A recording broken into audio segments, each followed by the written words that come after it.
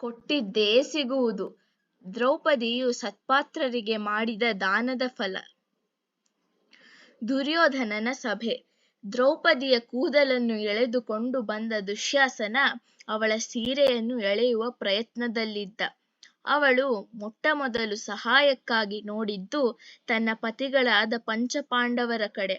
ಆದರೆ ಆಗಲೇ ಗುಲಾಮರಾಗಿ ಬಿಟ್ಟಿದ್ದ ಅವರಿಂದ ತಲೆ ತಗ್ಗಿಸಿ ನಿಲ್ಲುವುದರ ಹೊರತು ಬೇರೇನೂ ಮಾಡಲಾಗಲಿಲ್ಲ.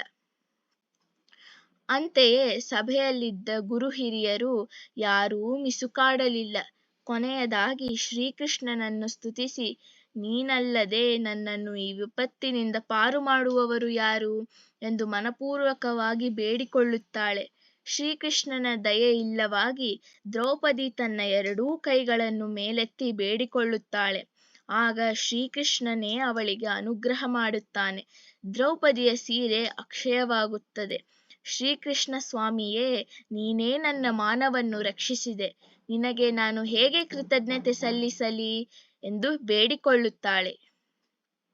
ಆಗ ಅದೃಶ್ಯದಲ್ಲಿ ಶ್ರೀಕೃಷ್ಣ ಅವಳ ಕಿವಿಯ ಬಳಿ ಬಂದು ಹೇಳುತ್ತಾನೆ, ದೇವರೆಂದೂ ನೀನು ನಂಬಿದ ನನ್ನ ದಯೆಯೇನೋ ನಿಜವೇ, ಆದರೆ ಅದಷ್ಟೇ ಅಲ್ಲ, ನೀನು ಮಾಡಿದ ಪುಣ್ಯ ಕಾರ್ಯದ ಫಲವೂ ಇದಕ್ಕೆ ಕಾರಣ. ನೀನು ಈ ಹಿಂದೆ ಯಾರಿಗಾದರೂ ಬಟ್ಟೆಯನ್ನು ದಾನ ಮಾಡಿದ್ದೀಯಾ ಹೇಳು. ಮಹಾರಾಣಿಯಾದ ದ್ರೌಪದಿ ಎಷ್ಟೆಷ್ಟೋ ಜನರಿಗೆ ವಸ್ತ್ರದಾನ ಮಾಡಿರಬಹುದು. ಅದನ್ನು ಅವಳು ಲೆಕ್ಕವಿಟ್ಟಿದ್ದಾಳೆಯೇ? ಶ್ರೀಕೃಷ್ಣ ಹೇಳುತ್ತಾನೆ, ಕೇವಲ ದಾನವಾದರೆ ಸಾಲದು, ಸತ್ಪಾತ್ರ ದಾನವಾಗಬೇಕು. ತೀರಾ ಅಗತ್ಯವಿರುವವರಿಗೆ ನೀನು ಅಂಬರವನ್ನು ದಾನ ಮಾಡಿರಬೇಕು, ನೆನಪು ಮಾಡಿಕೊ. ದ್ರೌಪದಿ ತನ್ನ ಬಾಲ್ಯದ ದಿನಗಳೆಡೆಗೆ ಹೋಗುತ್ತಾಳೆ. ಪಾಂಚಾಲ ದೇಶದ ನದಿಯ ಬದಿಯಲ್ಲಿ ಆಟವಾಡುತ್ತಿರುವಾಗ ಆ ನದಿಯಲ್ಲಿ ಓರ್ವ ಸನ್ಯಾಸಿ ಸ್ನಾನ ಮಾಡಿಕೊಂಡಿರುತ್ತಾನೆ. ಅವನ ಕೌಪೀನ ಪ್ರವಾಹದಲ್ಲಿ ಕೊಚ್ಚಿಕೊಂಡು ಹೋಗಿರುತ್ತದೆ. ಎಲ್ಲರೂ ನಗುತ್ತಾರೆ. ಆದರೆ ದ್ರೌಪದಿ ಹಾಸ್ಯ ಮಾಡುವುದಿಲ್ಲ. ತನ್ನ ಪೀತಾಂಬರವನ್ನು ಹರಿದು ಒಂದು ಅಂಶವನ್ನು ಸನ್ಯಾಸಿಯೆಡೆಗೆ ಎಸೆಯುತ್ತಾಳೆ. ಸನ್ಯಾಸಿ, ನಿನಗೆ ಒಳ್ಳೆಯದಾಗಲಿ ಮಗಳೇ ಎಂದು ಆಶೀರ್ವಾದ ಮಾಡುತ್ತಾನೆ.